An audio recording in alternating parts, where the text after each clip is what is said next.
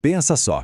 Milhares de anos atrás, lá nas margens de um rio, surgiu uma das civilizações mais impressionantes da história, o Egito Antigo. Hoje, a gente vai mergulhar na estrutura dessa sociedade incrível que nos deixou um legado que, olha, dura até hoje. Todo mundo conhece as pirâmides, né? Elas estão lá, firmes, há milênios. É um feito de engenharia que a gente mal consegue imaginar. Mas o mais interessante é que a própria sociedade que construiu essas maravilhas era, ela mesma, uma pirâmide. Então, como é que essa estrutura social funcionava? Vamos desvendar isso agora. Bom, para a gente entender o Egito de verdade, a gente tem que começar pela base de tudo, a fonte de toda a vida e de todo o poder deles, o incrível Rio Nilo. É o seguinte, a vida no Egito girava totalmente em torno do rio. Completamente. O ritmo das cheias anuais é que mandava em tudo. No calendário, na agricultura, na economia. O Nilo não era só um rio, sabe? Ele era o coração que bombeava a vida para toda a civilização. E claro, para gerenciar um ciclo desses em uma escala gigantesca, era preciso um poder muito, mas muito centralizado.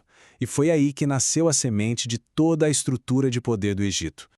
E qual era o segredo de tanta prosperidade, de tanta riqueza? Uma palavrinha, limo. Era assim, depois da inundação, quando a água do rio baixava, ficava para trás esse lodo escuro, super rico em nutrientes. Era tipo um presente que o Nilo dava todo ano, transformando o que seria deserto na terra mais fértil que se podia imaginar no mundo antigo.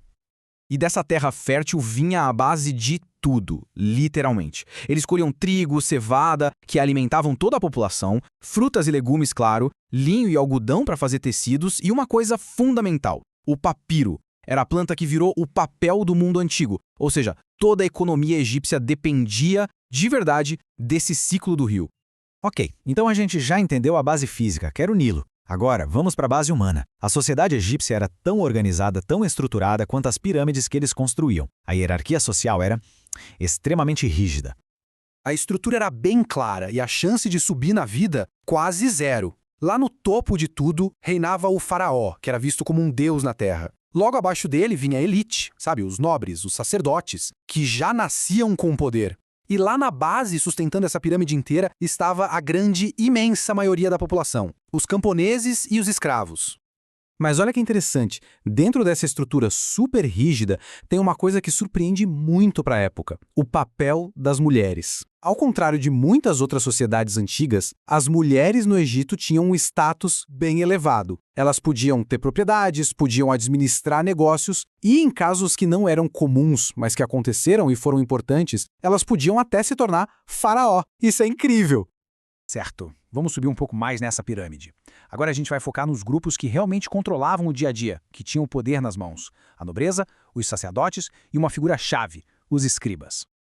E aqui a divisão de poder fica muito clara. Pensa assim, de um lado a gente tinha os sacerdotes e os nobres. O poder deles vinha do berço, era herdado, e também da religião. Do outro lado estavam os escribas. O poder deles vinha de uma coisa muito mais rara na época, o conhecimento. Eles eram a verdadeira engrenagem do império, porque, como eram praticamente os únicos que sabiam ler e escrever, eram eles que controlavam a economia, que registravam a história, tudo passava por eles.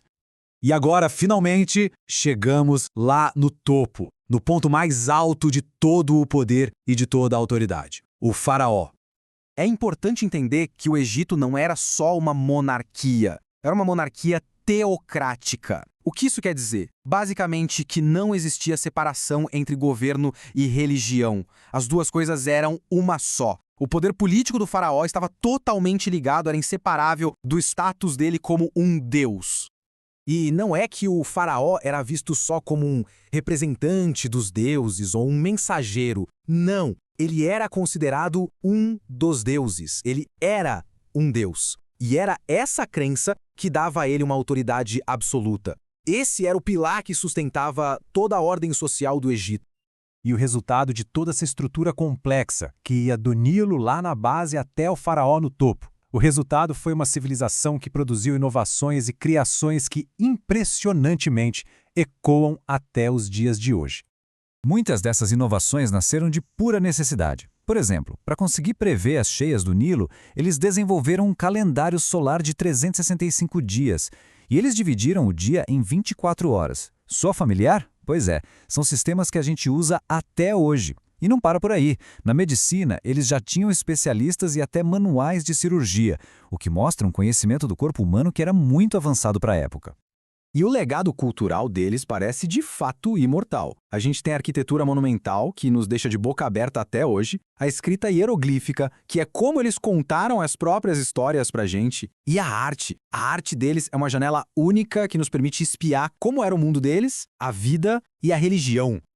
Aquela civilização que ergueu as pirâmides já não existe mais, é verdade. Mas o seu legado está por toda parte, desde o jeito que a gente mede o tempo até as maravilhas que continuam nos inspirando. E isso nos deixa com uma pergunta para pensar. Se uma estrutura social tão rígida, tão estratificada foi capaz de criar inovações que duram milênios, o que será que isso nos diz sobre as bases das nossas próprias sociedades hoje?